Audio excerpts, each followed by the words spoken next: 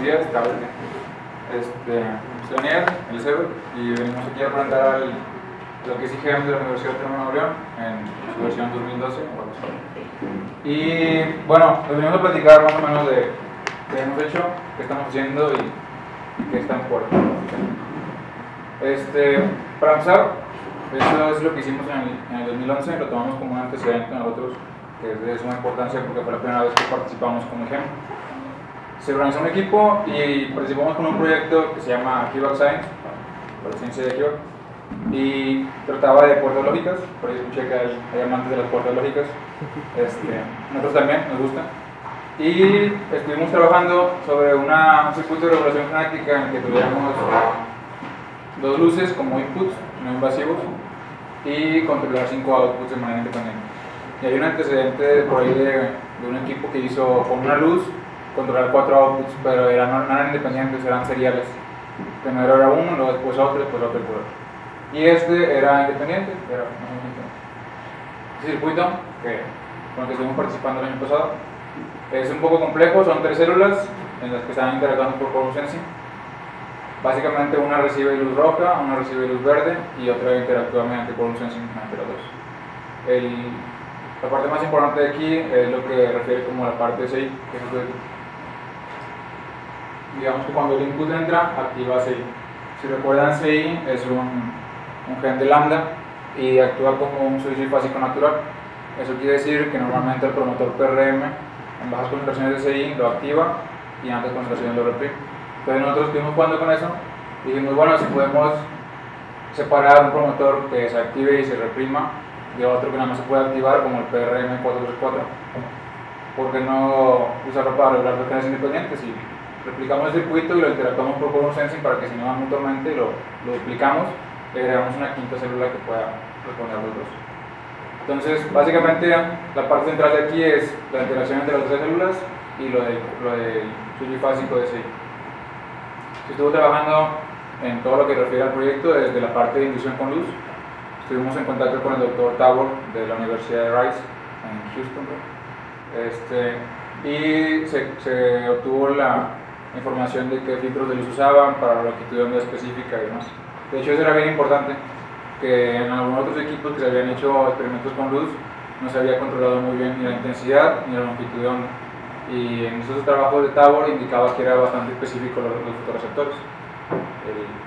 Se construyó una incubadora, se adaptó para responder a los dos, tanto a luz roja, para activar con luz roja como con luz verde, y al mismo tiempo, ahí está. Se mandaron a pedir los filtros y lo hace está interesante eso porque lo hace una compañía que también hace los filtros de las miras de las armas del ejército. Entonces está interesante. Los fotorreceptores se manejaron con un sistema de integración para tener como que una cepa estable que pudiera responder directamente a lo que es la luz, tanto luz roja como luz verde, con el sistema CCAS-SAR para verde y CPH8-MNT, el juego para luz roja. Eso se hizo mediante un sistema de integración que también nos donaron de la Universidad de Washington, me parece, con el Dr. Kuhlman. Se estuvo trabajando en esto, en la máquina y en el circuito, y en lo que refiere ya más o menos a lo que se presentó al final, en base a la idea, se completaron los modelos matemáticos ya de que respondía a la comunidad completa. Se obtuvieron los 5 resultados independientes. Están la célula 1 por arriba a la izquierda, célula 2 y célula 3. Entonces se sabía que podía comportarse bien. Se modeló la célula 3, se hizo los experimentos con la célula 3 a ver si podía responder bien directamente con inputs. Se hizo también la acreditación de la pieza. Y en lo que refiere a un poquito de human practice y colaboración, se hizo un blog que se decía difusión de biotecnología, biología sintética, proyectos de IGEM. Tuvimos mucho alcance con un artículo que se publicó de las bases de datos de todos los proyectos de IGEM. Se hizo una recopilación ahí que nos llevó un buen rato. Se hizo la revisión desde el 2007, me parece, hasta 2010, en lo que estaba en ese momento, y se comentaban todos. Era una forma de revisión muy sencilla de todos los proyectos, de qué trataban, quién lo había hecho, qué habían ganado, y que un abstract, un pequeño abstract. Y estuvimos colaborando con otros equipos ya ven que el año pasado hubo como una temática de trabajar con luz, hubo como 6-7 equipos que trabajaron con luz, se les repartieron, como nosotros nos damos las piezas, se les estuvieron compartiendo las piezas de los fotorreceptores también. Hizo un poquito de colaboración. Entonces, bueno, planteando esto, dijimos, bueno, ¿qué espera de GM1 en el 2012? Entonces, cuando empezamos esto, que fue como principios de enero, lo planteamos así, dijimos, bueno, vamos a procurar incluir un poquito más de cosas. A lo mejor el año pasado, de hecho, nos dijeron que nos falta un poquito de prácticas humanitarias. Entonces, vamos a meterlo con un enfoque, el proyecto que tenga su experimental y su modelo que ya se había hecho, y queríamos incluir una parte de software, como ya vimos que mucha gente ya incluye. En cuanto al proyecto de Cuba Science, ya ven que mucho de lo que comentaban los correos era de que queríamos ver las problemáticas principales.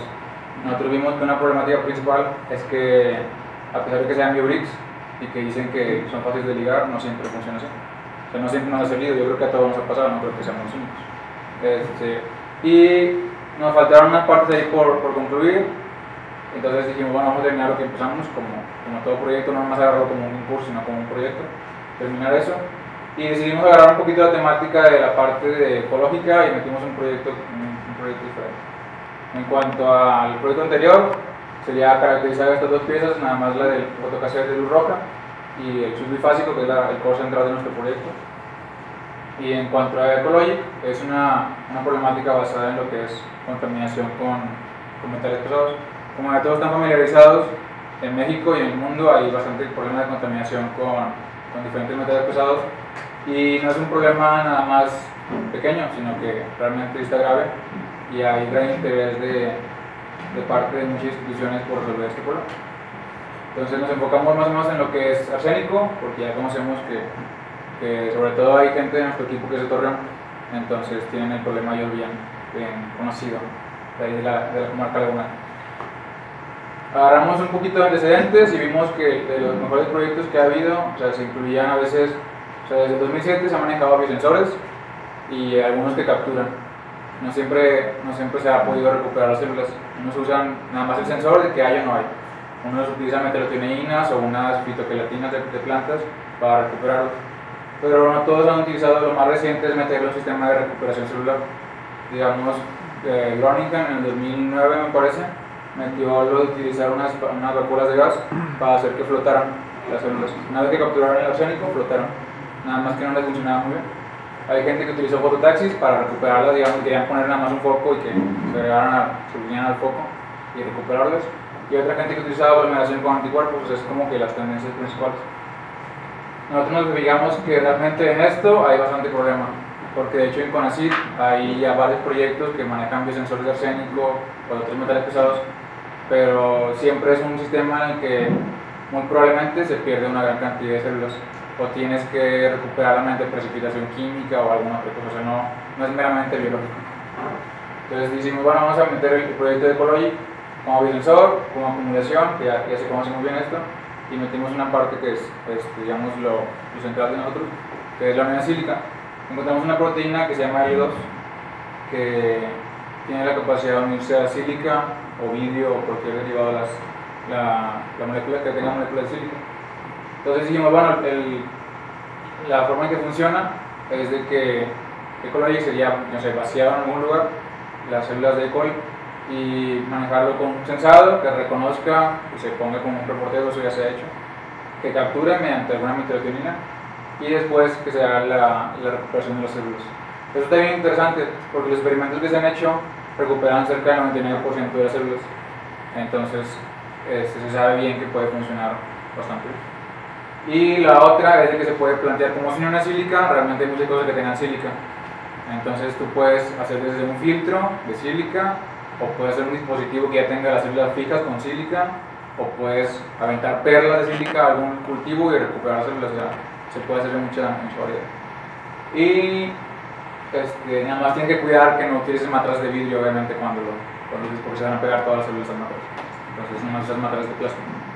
Y pues ya es digamos que es un sistema completo de bioremediación, más que sensor, es completo de bioremediación.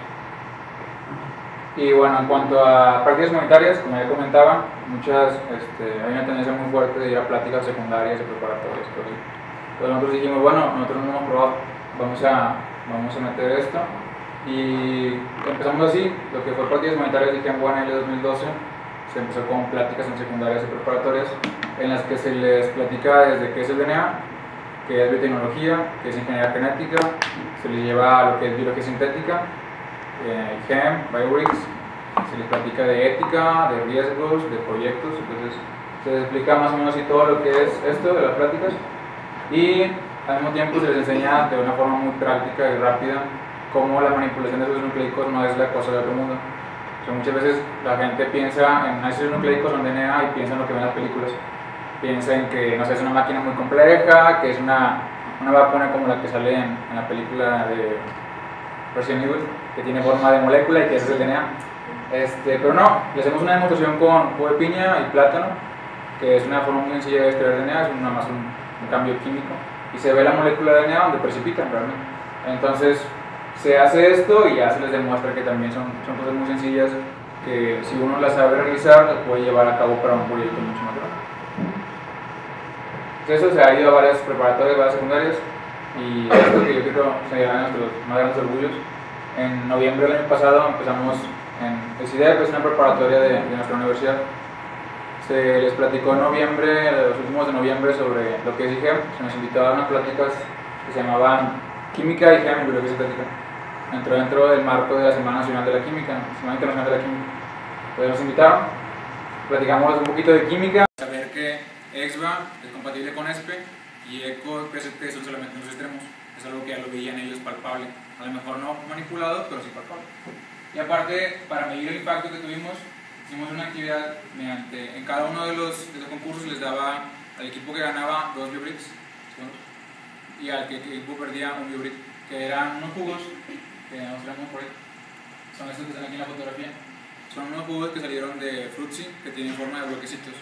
Están con ganas, la verdad, porque se llaman Fruitsy Blocks o algo así. Nosotros le pusimos Juice Bricks. Entonces, en cada uno de ellos les pusimos una calcamonía que indicaba un gen. Los genes a veces eran reales, a veces eran ficticios. Por ejemplo, había reales de sensibilidad a luz verde, o activas un gen mediante monóxido de carbono, o descontaminas oxígeno, o bacterias que floten en el aire, o sea, cosas así. Entonces, al final tuvimos una actividad que cada equipo de 10 niños hicieran su propio proyecto con sus biobricks. Entonces ellos los pegaban de alguna forma y explicaban lo que habían hecho con ellos.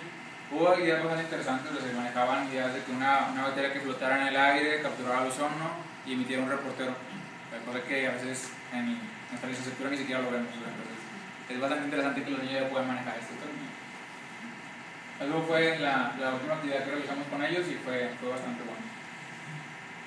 Eso es un poquito de lo que se hace como GMONL y un poquito de lo IGEM SIDEA. En cuanto a lo que refiere a IGEM, nos pusimos a pensar, bueno, si los chavos de prepa hicieron un proyecto que tiene que ver con biosensores, nosotros estamos manejando un proyecto que tiene que ver con biosensores, pues obviamente si te metes a ver las problemáticas en cada wiki de la gente que usa biosensores, te das cuenta de que hay bastante problema a nivel mundial, no solamente nacional, sino mundial. Dijimos, bueno, IGM surge por primera vez este año y surge mucho del hecho de que, yo creo que alguien ya se lo había preguntado alguna vez, es de que, bueno, ¿qué pasa con todos los proyectos que se están realizando y que tienen mucho potencial que nada más se quedan en proyectos? O sea, muchas veces yo creo que IGEM surge del hecho de que buscaban que las ideas se convirtieran en proyectos, porque eso es lo que pasa muchas veces en la licenciatura. Uno genera ideas para una tarea, generas ideas porque estás con tus amigos platicando de resolver el mundo, pero nunca llegas a proyectos, que eso es algo bien común. Entonces IGEM surge y es la primera oportunidad, ahí sí siento yo, que es la primera oportunidad que dan a chavos de licenciatura de llevar sus ideas a cabo a proyectos completos, a meterse al laboratorio, a armarlos, meterse a planear cómo hacerlos, qué ocupas, qué necesitas, qué recursos y demás. IGEM surge prácticamente 10 años después de que inicie IGEM, en el 2012, y surge también por una idea parecida. O sea, bueno, estamos generando proyectos ya, estamos generando proyectos con mucho potencial. Entonces, bueno, ¿qué se puede hacer con ellos? Pues surge IGM con la iniciativa de fomentar el desarrollo de modelos de negocios, modelos empresariales. Y nosotros dijimos, bueno, si es el primer año que entramos y si ya estamos en high school y estamos en college, ¿por qué no entrar también esto? Y fue así que empezamos a revisarlo también y estamos ahorita armando un plan de negocios más o menos en lo que refiere a biosensores, principalmente agarrando el metal pesado de arsénico, que es más o menos lo que ya tenemos mucha información del otro proyecto. Entonces estamos viendo las posibilidades de esto. Así más o menos de que en grandes palabras nos decidimos aventarnos a los tres. y esperemos tener con High School ya tuvimos un papel bastante bueno, entonces no podemos dejar que los demás queden así. Y pues ya más o menos sería todo lo que refiere a Gen en general, desde High School hasta